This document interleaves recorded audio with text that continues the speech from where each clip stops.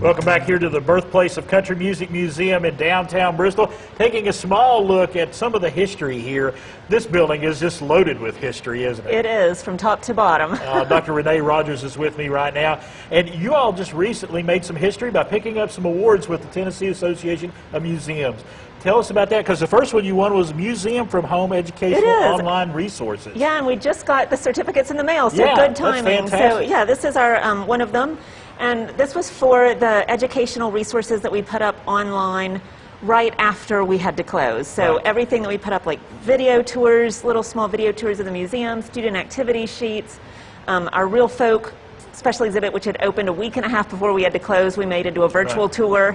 So all the things that we put up so that people could still experience the museum even while we were closed and they were stuck at home. And I know a lot of people, that kept a lot of folks just entertained and informed about what was going on, and just a great way to experience the museum without actually physically being there. Definitely, and something they can continue to use. So. And the next one, we've got to spend some time on this one, because y'all won a special award for your infectious disease and safety plan during the pandemic. We did. So this is what we had put together when we first started talking about what COVID was going to do to impact us. So this, we had started talking about it and making a plan that involved all sorts of things: cleaning protocols, obviously adhering to the mask mandates, social distancing, and finding ways that once we reopened, our visitors would be able to do those things in a fun way, so that it didn't feel scary or something that they had to worry about, that they knew they could come here and be safe.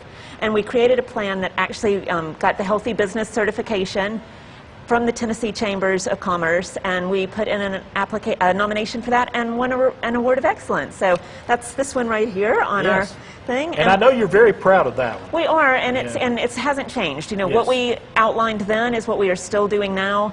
We are making sure that everything is wiped down frequently throughout the day, that we're encouraging people to keep 2 banjo links between them. I was going to say that I saw that sign on the elevator right up here, folks. It's a great sign. You want to keep 2 banjo links. We got our masks on, but we're making sure we maintain that social distancing, but I love the fact 2 banjo links. I love it. I really do. And the only thing that we had to close was our karaoke booth, because it's just too small of a space, but we've encouraged people to sing in their shower instead. So well, there you go. Because you can enjoy country music anywhere. You can. Absolutely. Well, let's talk about the next one that you won, was the Museum Talk with Renee and Scotty, and that's your radio show. It is, and that started in October. Again, it was another thing in response to the pandemic. We'd been talking about it for a while, and then we decided that we wanted to have an hour-long talk show all about museums.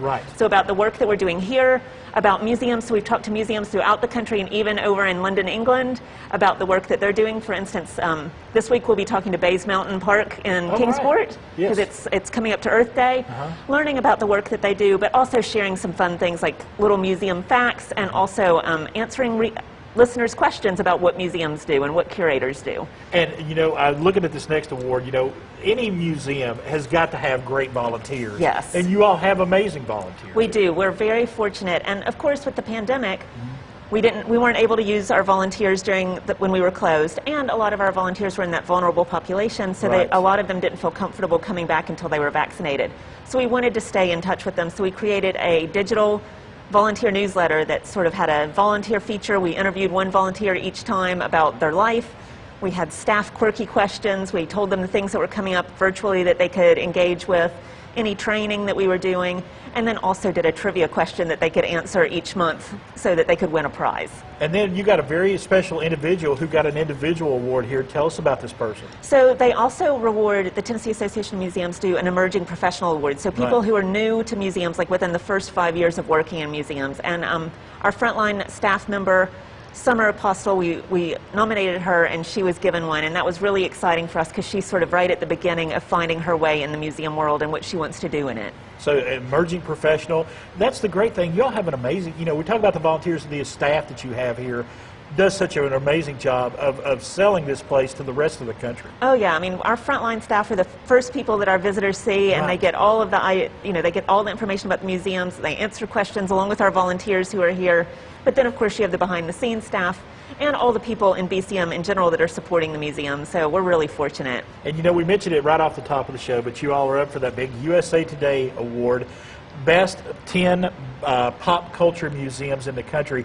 You definitely, in my opinion, fit at #1 there. I mean, really. Well, we hope so. And this is sort of an audience choice award, so it's based on your votes. And if you go to our museum Facebook page, pinned at the top will be how to access that link. You can vote every day from now until May 10th, and we really encourage you to vote for us because it would be great to be a USA Today 10 Best Pop Culture Museum for sure. We talk about hidden gems on our show a lot, different places. This is not a hidden gem. Everybody, I think, in America knows about this place, and it's beloved by everyone that comes here. You know, we're really lucky. We have had visitors from all 50 states and about 45 foreign countries who have come through our doors, and unequivocally, they all enjoy the time here and tell us how much they love the museum. And so, you know, being on that list will just open it up to a whole lot of people who haven't heard of us yet. All right, Dr. Rene Rodgers, thank you. We're going to be visiting more with Rene here in just a few moments. We're going down and check out a brand new exhibit they have here at the Birthplace of Country Music. I encourage you to come and check out the Birthplace of Country Music Museum right here in downtown Bristol. We'll be back with more Daytime Tri-Cities in just a few moments.